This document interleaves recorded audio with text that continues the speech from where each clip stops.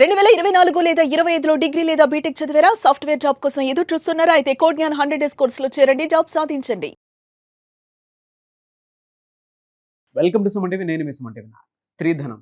స్త్రీధనం అంటే ఏంటి? ఇవాళ వైఫ్ అండ్ హస్బెండ్ రిలేషన్షిప్లో కనుక మనం చూసుకుంటే ఇది మిస్యూజ్ అవ్వటమే ఎక్కువగా చూస్తూ ఉన్నాం. అంటే భర్తపై భార్య ఏ విధంగా ఇటువంటి వాటి మీద మిస్యూజ్ చేస్తుంది అనేది ఈరోజు మనతో పాటు ప్రముఖ అడ్వకేట్ శశికాంత్ గారు ఉన్నారు. వారి మాటలో అడిగి తెలుసుకున్నాం. నమస్కారం శశికాంత్ గారు. నమస్తే. నేను రెగ్యులర్గానే కొంతమందిలో చూసినటువంటిదే నేను మీతో డిస్కస్ చేయబోతున్నానండి. చాలా మందికి కూడా దాని మీద క్లారిటీ ఉండాలి కాబట్టి అడుగుతున్నాను. ఈ స్త్రీధనం అంటే ఏంటి? అది ఎలా మిస్యూజ్ అవుతోంది? ఎందుకంటే నేను కొన్ని కేసెస్ చూశాను. బట్ మన ఆడియన్స్ కూడా దాని మీద ఒక పర్టికులర్ ఐడియా ఉండాలి కాబట్టి అడుగుతున్నాను. నాగరాజు గారు, మీరు ఇప్పుడు ఏదైతే టాపిక్ తీసారో ఈ టాపిక్ ఎట్లాంటిదంటే దీని మీద స్పెషల్గా చట్టాలు లేవు, కానీ ఆ ఒక్క వర్డ్ మీరు యూజ్ చేశారు చూడండి, స్త్రీధనం అని. దాని వెనక చాలా పెద్ద పెద్ద స్టోరీలు జరుగుతాయి. ముందుగా ఈ టాపిక్ తీసినందుకు మిమ్మల్ని అభినందిస్తూ, ఎందుకంటే చాలామంది ఆడియన్స్ దీనివల్ల అవేర్నెస్ పెరుగుతుంది. యాజ్ ఎ లాయర్ నాకు కూడా మీతో ఈ వీడియోస్ తీస్తాం వల్ల ప్రాక్టీస్ చేస్తాము, అదంతా డబ్బులు సంపాదిస్తాము, అదంతా ఒక ఎత్తు. బట్ మీతో ఈ వీడియోస్ తీస్తాం వల్ల ఏదైతే మనం అవేర్నెస్ క్రియేట్ చేస్తున్నామో అది ఎంతో సాటిస్ఫాక్షన్ ఇస్తుంది. నాగరాజు గారు, ముందుగా మీకు అభినందనలు చెప్తూ, థ్యాంక్స్ చెప్తూ, థ్యాంక్ యూ అండి. ఈ టాపిక్ మీద నేను మీకు ఏం చెప్పబోతున్నానంటే, ఎంత మిస్యూజ్ చేస్తారంటే నాగరాజు గారు స్త్రీధన్ని. ఓకే, నేను అందరినీ అనట్లేదండి. ఇప్పుడు స్త్రీలలో కానీ పురుషులలో కానీ ఒక పర్సంటేజ్ ఉంటారు. ఓకే, ఏదైనా మనం టాపిక్ డిస్కస్ చేస్తున్నామంటే టక్ మన ఎవరు అఫెండ్ అవ్వక్కర్లేదు. లిమిటెడ్ సెట్ ఆఫ్ పీపుల్ ఉంటారు. ఎవరి వల్ల అయితే ఈ చట్టాలు పెట్టాల్సి వచ్చిందో, ఎవరి వల్ల అయితే రూల్స్ ఫాలో అవ్వరో, ఓకే, వాళ్ళ గురించి మనం డిస్కస్ చేస్తున్నాం. స్త్రీధన్నది అంటే ఏంటి నాగరాజు గారు? పెళ్ళైనప్పుడు వాళ్ళ తల్లిగారు, అమ్మమ్మ గారు, నాన్నమ్మ గారు, తాతగారు, నాన్నగారు, నాన్న వైపు బంధువులు, అమ్మ వైపు బంధువులు, వీళ్ళందరూ కలిసి పిల్లకి సారి పెడతారు. ఓకే, అది బంగారం అనొచ్చు, లేకపోతే ఎవరిష్టం కొద్దీ వాళ్ళు నగలు అనొచ్చు. మీరు చూడండి, ఊర్లలో కూర్చొని రాసుకుంటారు, ఎంత వచ్చింది చదివింపులు రాసుకుంటారు. ఇలా ఓ బుక్ ఉంటుంది, పెళ్లి కూతురు వైపు ఓ బుక్ ఉంటుంది, పెళ్లి కొడుకు వైపు ఓ బుక్ ఉంటుంది. కూర్చొని రాసుకుంటూ ఉంటారు. పెళ్ళంతా అయిన తర్వాత పెళ్లి కూతురికి ఒక 50,000 1,00,000 వస్తే, అప్పట్లో బంగారం చాలా తక్కువకు దొరికేది. ఓ తులమో 2 తులమో 4 తులాలో వచ్చిన కొద్దీ బంగారం కొని, ఆ బంగారం కూడా ఆ చదివింపులకు వచ్చింది కూడా ఆ పాపకే ఇచ్చి పంపిస్తుంది జరుగుతుంది.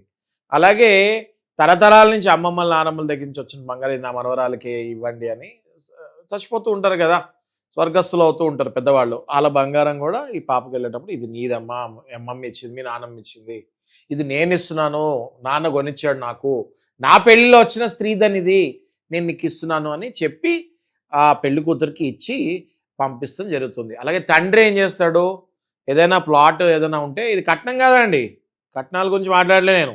తండ్రి నా కూతురు ఉంది, నాకు ఇవ్వాలనిపిస్తుంది, ఇదిగో తల్లి నీకు ఈ ప్లాట్ రాసిస్తున్నాను, నీ పేరు మీద పెట్టుకో అని చెప్పి పేపర్లు ఇస్తాం. ఇవన్నీ పట్టుకొని ఈ పెళ్లి కూతురు అత్తగారింటికి వస్తుంది. దాన్ని శ్రీధన్ అంటారు. దాన్ని ఏం చేశారంటే ఈ కలికాలంలో దాన్ని కట్నం, దాన్ని ఏమన్నారు, కట్నం అంటున్నారు. శ్రీధన్ అది కట్నం తీసుకున్నారు, గాడిద అనేసి మనకు చాలా స్లోగన్స్ వచ్చాయి. అది ముమ్మాటికి 100% కరెక్ట్. ఇదంతా స్త్రీధన్ అనాలి, కట్నం అనకూడదు. అయితే ఏం చేస్తారంటే స్త్రీధన్ని డిమాండ్ చేస్తే అదేమైపోద్ది, కట్నం అయిపోతుంది. అయితే ఈ కలికాలంలో ఏం చేస్తారంటే స్త్రీధనాన్ని డిమాండ్ చేస్తున్నారు. ఓకే, అయితే ఇది కలికాలం వర్షన్ 2 వచ్చింది, కలికాలం 2.0 వచ్చింది. అంటే అమ్మాయిలు రివర్స్ అవుతున్నారు. ఇప్పుడు ఇన్నాళ్ళు అబ్బాయిలు ఎంజాయ్ చేస్తాం చూసాం మనం, ఆ స్త్రీధన్ని ఎంజాయ్ చేస్తాము, మొత్తం పూర్తిగా నాకేస్తాము, మళ్ళీ ఇంటికి వెళ్ళి తీసుకురా అంటాము. ఇవన్నీ అసలు ఏంటి, మనం పెళ్ళప్పుడు ఇదే కదా ఒప్పుకుంది అంటారు. ఆ తర్వాత పెళ్ళైన తర్వాత నెలకే కొట్టడాలు, అరకట్న వేధింపులు, సూసైడ్లు, గ్యాస్ సిలిండర్లు పేలిపోతాలు, ఇవన్నీ ఎన్ని చూసాం నాగరాజు గారు, ఎన్ని చూసాము. ఇవన్నీ అయిపోయి కలికాలం 2.0 వచ్చింది. అంటే ఆడవాళ్ళు ఇప్పుడు తిరగబడి కర్మ సిద్ధాంతం అంటారు కదా, ఇన్నాళ్ళు మన మగవాళ్ళు పెట్టిన చిత్రహింసలు ఇప్పుడు దానికి డబల్, ట్రిబుల్, 100 times అమ్మాయిలు అబ్బాయిలకు పెడుతున్నారు. అంటే ఈ స్త్రీధన్ అన్న వర్డ్ని ఎలా వాడుతున్నారో నేను మీకు చెప్తాను. స్త్రీధన్ అంటే ఇందాక చెప్పినట్టు ఒక 100 గ్రాములో 200 గ్రాములో, అంటే 10 గ్రాములు తులం కదా, 20 తులాలు 30 తులాలు తెచ్చుకుంటారు. ఈ విడిపోయేటప్పుడు గొడవ అయినప్పుడు వీళ్ళు లాయర్కి ఏం చెప్తారంటే మేము 70 తులాలు ఇచ్చామండి ఆ అబ్బాయికి అంటారు. ఈ లాయర్ గారు ఏం చేస్తారు, వాళ్ళు చెప్పింది వినాలి కదా మరి. ఓకే, కొంతమంది అయితే వాళ్ళు కూడా చెప్తారు, మీరు పర్లేదమ్మా మీరు చెప్పండి, 10 తులాలు ఏం పర్వాలేదు, మీరు మరి అలా ఉంటే మీరు అలా మంచోళ్ళు ఉంటే ఎలా అని కొంతమంది రాంగ్ అడ్వైజులు ఇచ్చేటోళ్ళు కూడా ఉంటారు. కానీ 99% వాళ్ళు చెప్పింది రాస్తారు లాయర్లు కూడా, ఎందుకంటే వాదిచ్చేది వాళ్ళే కదా, అవును. వాళ్ళు కూడా జాగ్రత్తగా వాదించాలి కదా, రైట్. సో ఏం చేస్తారంటే అమ్మాయి వాళ్ళు 100% ఇచ్చిన దానికి 2 times 3 times ఎక్కువ చేసి స్త్రీధనం పేరు మీద టార్చర్ పెట్టడం స్టార్ట్ చేస్తారు ఈ అబ్బాయికి. నాకు గనక నేను వెళ్ళిపోతున్నా, మనం విడిపోతున్నాం, గొడవ అయింది, డైవర్సు కోర్టులో చూసుకుందాం అని వెళ్ళిపోయేటప్పుడు ఆ అమ్మాయి చెప్పెళ్తుంది, నాది 70 తులాలు ఉండాలి, నువ్వు నాకు తెచ్చి ఇవ్వాలి అని. అత్తగారి లాకర్లో ఉందా, నీ లాకర్లో ఉందా, ఎక్కడుందో నాకు అనవసరం అని చెప్పి వెళ్ళిపోతుంది. అక్కడి నుంచి మళ్ళీ నోటీస్ కూడా వస్తుంది, అడ్వకేట్ ద్వారా నోటీస్ వస్తుంది. మళ్ళీ డొమెస్టిక్ వైలెన్స్, క్రూయాలిటీ ఇవన్నీ వేసేస్తారు. మళ్ళీ డొమెస్టిక్ వైలెన్స్లో ఇది కూడా రాస్తారు క్లియర్గా, నా డబ్బు కూడా అక్కడ ఉండిపోయింది, ఇంత ఉండిపోయింది, నా డబ్బులు నాకు కావాలి, 70 తులాలు ఉంది 80 తులాలు ఉందని క్లియర్గా రాసేస్తారు. అయితే ఇట్లాంటప్పుడు ఆ అబ్బాయి ఏం చేశాడండి, అంతే కదా సార్. ఇప్పుడు దీనికి ప్రూఫ్లు ఉండవు, ఆ ఇచ్చిన 30 తులాలకు కూడా ప్రూఫ్ ఉండదు, యాడ్ చేసిన ఇంకో 30 తులాలకు కూడా ప్రూఫ్ ఉండదు, ఫోటోలు ఉంటాయి, ఆ ఫోటోల్లో ఇలా ఏదో మెరుస్తూ ఉంటుంది, అదేనండి అంటారు. దాన్ని ఫోటోలో వెయిట్ చేయలేంగా ఫోటోల్లో వెయిట్ చేయలేం కదా. ఇంతకుముందు మీకు గుర్తుందో లేదో, కట్న కానుకలు క్యాషు, గోల్డ్, పూలు, పళ్ళు పెట్టి ఫోటోలు తీసేవాళ్ళు, ఆ ఫోటోలు దాచిపెట్టుకునేవాళ్ళు మళ్ళీ, ఎందుకైనా మంచిది అనేసి. ఎవరు, పెళ్లి కూతురు వాళ్ళు.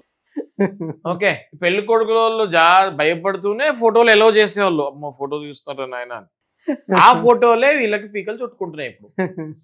క్లియర్ కట్గా ఇది కలికాలం 2.0 అని ఎందుకు అంటున్నానంటే, నార్మల్ టార్చర్ పెట్టట్లేదు అమ్మాయిలు, అందరు కాదు, మళ్ళీ conditions apply, point to be noted, not every one. ఇలా టార్చర్ పెడుతున్నప్పుడు ఆ అబ్బాయి ఒకవేళ సగటు మధ్య తరగతి వ్యక్తి అయి ఉండి విడిపోవటంలో ఆ అబ్బాయి తప్పే లేకపోతే ఆ అబ్బాయి ఎలా ఎదుర్కోవాలి? నా దగ్గరికి కుప్పలు కేసులు వస్తుంటాయి, ఏమని ఇచ్చింది తులమేనండి 10 తులాలు అడుగుతున్నారు వెనక్కి అని చెప్పి కుప్పల కేసులు వస్తుంటాయి మా దగ్గరికి.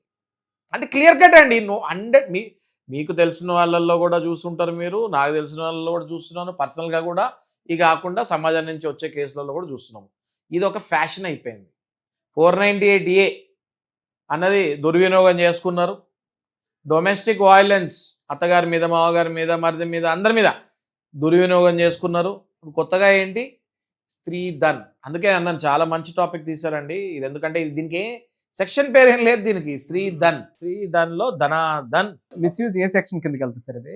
ఇప్పుడు ఎవరైతే వీళ్ళు మిస్యూజ్ చేస్తున్నారో ఇది కూడా ఒక క్రిమినల్ బ్రీచ్ ఆఫ్ ట్రస్ట్ అవుతుంది. ఓకే, అంటే 406, 420 ఇవన్నీ చీటింగ్ కిందకు వస్తుంది, క్రిమినల్ బ్రీచ్ ఆఫ్ ట్రస్ట్ అవుతుంది. కాకపోతే మీరు దాన్ని ఎలా వాదిస్తారో ఇట్స్ మోస్ట్ ఇంపార్టెంట్. అది మోస్ట్ ఇంపార్టెంట్.